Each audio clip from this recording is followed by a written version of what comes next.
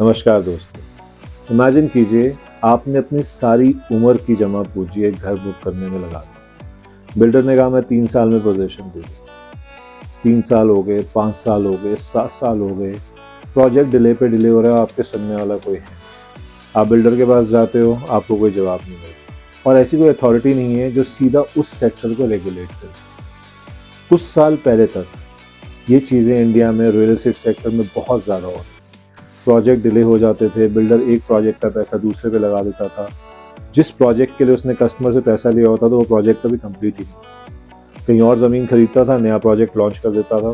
जब वो information pass on करता था उस पर कोई भी रेगुलेशन नहीं थी। ब्रोशर्स में बहुत कुछ लिखा होता था। जब आप साइट पे जाते थे या प्रोजेक्ट आपको अगर टाइम पे डिलीवर भी हो गया, लेट होकर डिलीवर भी हो गया, तो उनमें वो सब चीज़ें नहीं होती थी और आप उसको क्लेम नहीं कर पाते थे क्योंकि ट्रांसपेरेंसी नहीं।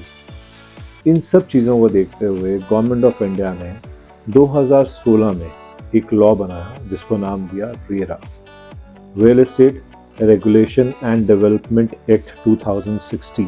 रेरा का पर्पस क्या था कि जो भी होम बायर्स हैं उनके इंटरेस्ट को सेफगार्ड किया जाए। बिल्डर जब कोई भी प्रोजेक्ट लॉन्च कर रहा है तो पूरी ट्रांसपेरेंसी के साथ लॉन्च करे, उसकी अकाउंटेबिलिटी हो और फंड्स का मिसयूज ना हो। ये बेसिक पर्पस था रेरा, मतलब real estate regulation and development act 2016 लाने का। बट क्या रेरा के आने के बाद सब चीज़ें ठीक हो गई?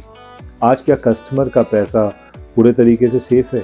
चलिए इस वीडियो के अंदर रेरा के स्कोप को डिस्कस करेंगे। रेरा से पहले क्या होता था, रेरा के आने के बाद क्या बदलाव आया और रेरा एक्चुअली में कितना इफेक्टिवली प्ले कर पा रहे हैं, इन सब फैक्टर्स को डिस्कस करेंगे।